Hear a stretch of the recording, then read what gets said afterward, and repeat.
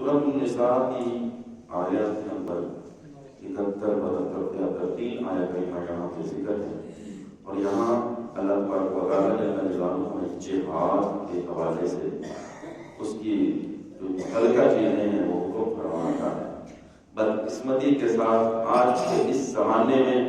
مسلمانوں کو جہاد سے اتنی نفرت اور ان کو دہشت گرد قرار دے کر اتنا دور کر دیا گیا، حالانکہ یہ اتنی اہم ترین چیز ہے اسلام کے لیے، شاید اور اسلام کی پاور کے لیے، اسلام کے غلبہ کے لیے، اسلام کو آگے پھیلانے کے لیے خود جہاد جان رحمت جان مصطفیٰ صلی اللہ علیہ وسلم نے کتنے غزوات کیے ہیں، خود بنفس حفیظ گئے ہیں جب اللہ تعالیٰ کا حکم آیا ہے۔ کیونکہ مسلمان صرف اکثر جو ہے نا ان کو انہوں نے ٹکارا کر دیا صرف کھانے کے لیے جناب، اور جہاں خون دینے کی بات آئے، مال دینے کی بات آئے تو ڈرا دیا گیا، یہ تو فلاں فلاں فلاں۔ اب اللہ تبارک و تعالیٰ جل جلالہ نے کیا حکم فرمایا، یا ایھا الذین آمنوا، اے ایمان والو، خذوا حذرکم، بہت ہی ہوشیاری سے کام لو۔ اب تدبیریں بھی اللہ فرما رہا ہے، خذوا حذرکم، تم بڑی چلاکی سے کام لو، بڑی دلیری اور سمجھ سے کام لو، اس حوالے سے جنگ کے حوالے سے۔ اور فانفروا ثبات،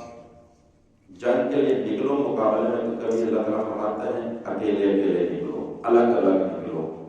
انفروا جميعا، یا پھر اکٹھے نکلو۔ الگ الگ کا مطلب کیا ہے، اکٹھے کا مطلب کیا ہے، یعنی جنگ کی حالات کے مطابق جس کا موقع ہو ویسے نکلو، تدبیر کے ساتھ چلو، حکمت کے ساتھ چلو، کب جنگ کرنی ہے، کیسے کرنی ہے۔ گویا یہ آیات کریمہ میں اشارہ پوری جنگی تدبیروں کے حوالے سے رہنمائی دے رہی ہے کہ ہوشیاری سے کام لو، حکمت سے کام لو، تدبیر سے کام لو۔ مطلب اس کے اندر بہت ساری چیزیں ہوتی ہیں جنگ کے لیے، اس کے اندر جاسوسی کی ضرورت ہوتی ہے، فن کی ضرورت ہوتی ہے، تجربے کی ضرورت ہوتی ہے، اور اس کے علاوہ بہت ساری چیزوں کی ضرورت ہوتی ہے۔ گویا ساری چیزوں یاد ہیں، ہوشیاری سے کام لو۔ مراد یہ ہے کہ جب وقت آ جائے غزوہ میں جنگ میں جانے کا تو اس وقت تمہارے پاس ہر قسم کا وہ فن ہونا چاہیے، جیسے تم ہوشیاری دکھا سکتے ہو، فن ہی نہیں ہے، اسلحے نہیں ہے، اور اس کا تجربہ ہی نہیں ہے، حکمت تدبیر ہی نہیں ہے، تو پھر کیا کرو گے۔ اللہ کے نبی صلی اللہ علیہ وسلم نے اپنے غلاموں کو، صحابہ کرام کو اللہ کا حکم ہوا پھر باقاعدہ جنگی تیاریاں کی جاتی تھی، گھوڑے سواری تھی، تیر اندازی تھی، تیراکی تھی، اور یہ ساری چیزیں آگے فرمایا گیا ایک تیر کی وجہ سے 3 لوگ جنت میں جائیں گے، ایک تیر کی وجہ سے۔ مسلم شریف کی روایت ہے، ایک ثواب کی نیت سے بنانے والا۔ اب گویا یہ اسلحہ جو بنایا جاتا ہے، اس وقت تیریں چلتے تھے، آج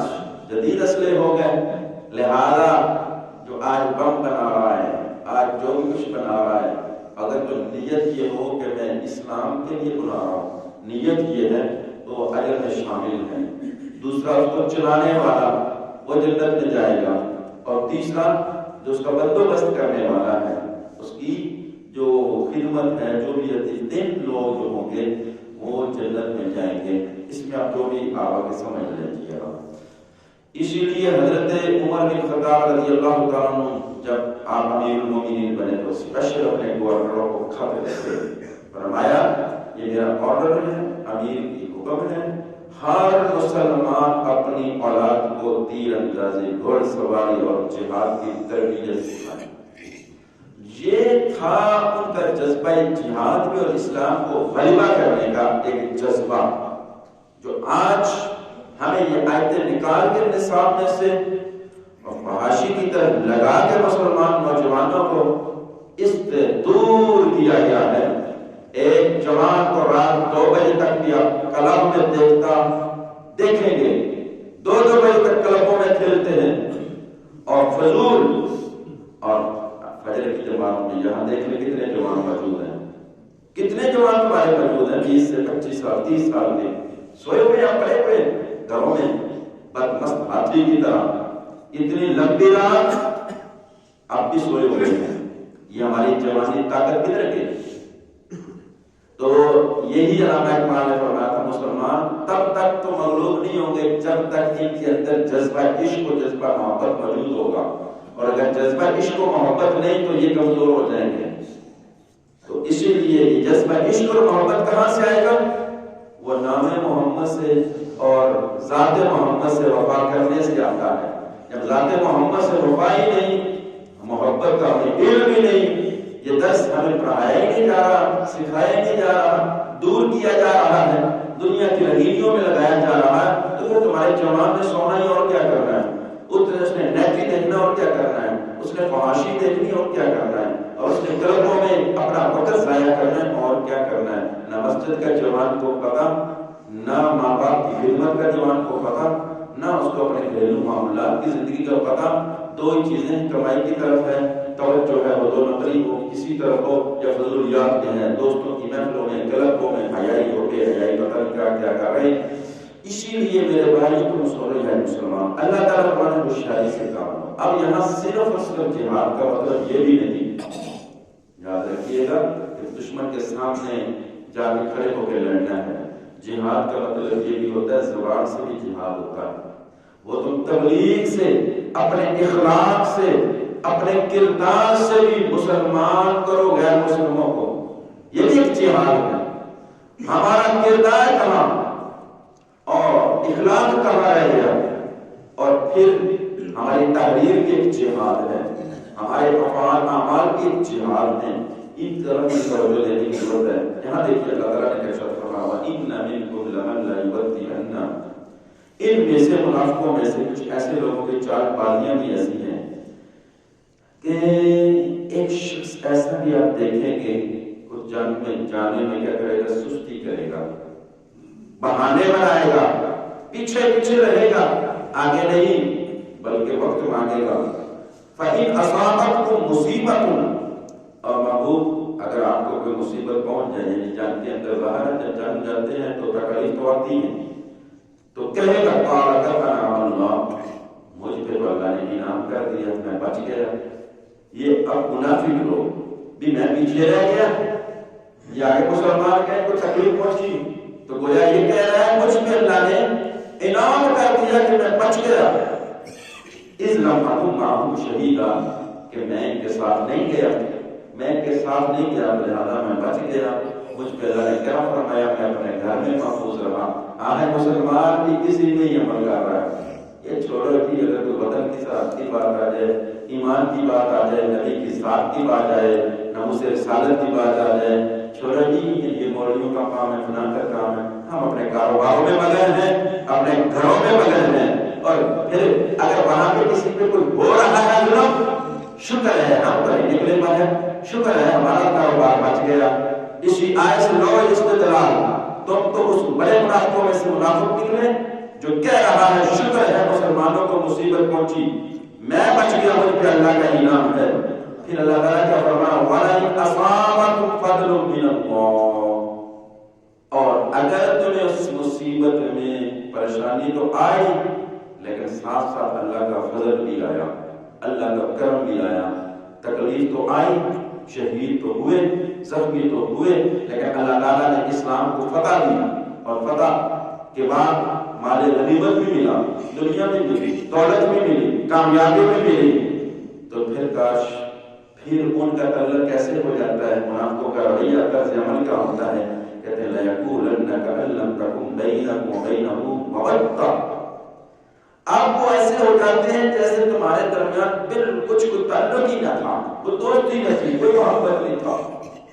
اور پھر کہتے ہیں اس وقت افسوس کرتے ہیں یا لیتنی کنت معہم فافوز فوزا عظیما، کاش میں بھی ان کے ساتھ ہوتا تو میں بھی یہ کامیابی حاصل کر دیتا۔ اس وقت افسوس کرنے کا کوئی فائدہ نہیں جب وہ موقع ہاتھ سے چلا جاتا ہے۔ آج بھی میرے بھائیوں اگر کوئی دین کا کام ہو، اسلام کے ایک ایسا مسئلہ آئے، ایمان پہ مسئلہ آئے، تو کامیاب وہی شخص ہوگا جو اس وقت اہل اسلام اہل حق کے ساتھ کھڑا ہوگا اور اپنا کسی نہ کسی انداز میں حصہ ڈالے گا، اور پھر جب ان اہل اللہ کو، اللہ والوں کو، اہل ایمان کو، اہل حق کو جب فضل ملے گا، کل قیامت کے دن تو بھی ان کے ساتھ کھڑا ہوگا۔ اور اگر نہیں کرے گا تو جب ان کو پروٹوکول تو دیا جا رہا ہوگا کہ اللہ کا فرمائے گا یہ وہ لوگ ہیں جنہوں نے میرے رائے حق میں جہاد کیا، یہ وہ لوگ ہیں جنہوں نے میرے محبوب کی عزت اور ناموس پہ پہرا دیا، ان کا پروٹوکول دیکھیں گے تو کہیں گے کاش ہم بھی یہ کام کر لیتے۔ اس وقت جو کاش کام آنے والی نہیں ہے، اس وقت کا افسوس کو کام کرنے والا نہیں ہے۔ اس لیے میرے بھائی اور دوستان مکرم، میرے خدا نے قرآن مجید میں فرمایا فاستبقوا الخیرات، جب بھی تمہیں کہیں بھلائی کا موقع ملے اس میں آگے بڑھا کرو، سبقت کیا کرو، پیچھے نہ جان چھڑایا کرو، سستی و غفلت و کاہلی نہ کیا کرو۔ جب بھی تمہیں اسلام کی خاطر، ایمان کی خاطر ڈٹ جانے کا موقع ملے، کوئی ایسا پلیٹ فارم آ جائے، اس وقت تم نے اللہ کی محبوب کی خوشنودی کے لیے، اس کی رضا کے لیے، اسلام کے غلبہ کے لیے اپنے ایمان کی قوت ایمانی کا جذبہ پیدا کرتے ہوئے وہاں پہ اپنا کردار ادا کرنا ہے، وہ جس انداز میں بھی ہو، تو پھر انشاءاللہ تمہیں بھی یہ فضل ملے گا، تمہیں بھی اللہ کی طرف سے برکتیں ملے گی۔ بس اتنی سی بات ہے، جیسے کہتے ہیں نا وہ حضرت یوسف علیہ السلام کو خریدنے کے لیے مائی لے کے گئی، کسی نے کہا مائی تم کہاں، یہاں تو بادشاہ ریٹ لگانے گئے ہیں۔ وہ چڑیا جناب ابراہیم علیہ السلام کی آگ کو بجھانے کے لیے اپنی چونچ میں قطرہ لے کے گئی، کسی نے کہا اتنی بڑی آگ تیرے قطرے سے بجھ سکتی ہے۔ تو یہ کیا کہتے تھے؟ کہتے تھے کل ہمارا بھی تو نام آئے گا کہ ہم بچانے والوں میں تھے، ہمارا بھی نام آئے گا ہم یوسف کے خریداروں میں تھے۔ ہم اسی طرح اپنا کردار ادا کر سکتے ہیں، چھوٹا چھوٹا کردار۔ ایک بندے نے ایٹم بم بنایا، لیکن ان کے ساتھ ریلیٹڈ کتنے لوگ تھے، کسی نے کیا کردار کیا، کسی نے کیا کردار کیا۔ آج ظاہر طور پہ پوری دنیا کو مجھ سے ڈرتی ہے ایک ایٹم بم بنانے سے۔ تو جس نے جو بھی تیاری کی جہاد کے حوالے سے، جس نے جو بھی حصہ ڈالا، اللہ سب کو اجر عطا کرے گا۔ اس لیے ہم گھروں میں بیٹھے ہوئے کچھ نہیں کر سکتے، ان کے لیے دعا تو کر سکتے ہیں۔ جو اہل حق ہوں، جو اہل ایمان ہوں، ہمارے وطن کی حفاظت کرنے والی ہماری فوج ہو، ان کے خلاف بغاوت کی باتیں نہیں کرنی چاہیے۔ اس وقت ہمارے جو مجاہدین وہ فوج ہی ہے، تو فوج کے خلاف غداری، فوج کے خلاف زبان نہ کھولیں۔ وہ سرحدات پہ پہرا دے رہے ہوں، ملک کی حفاظت کر رہے ہوں، تو کم از کم ہم ان کے لیے کچھ نہیں تو دعا تو کر سکتے ہیں۔ اپنے ملک کی حفاظت یہی کردار ہے۔ اللہ تعالیٰ ہم سب کو علم و عمل کی برکتیں عطا فرمائے۔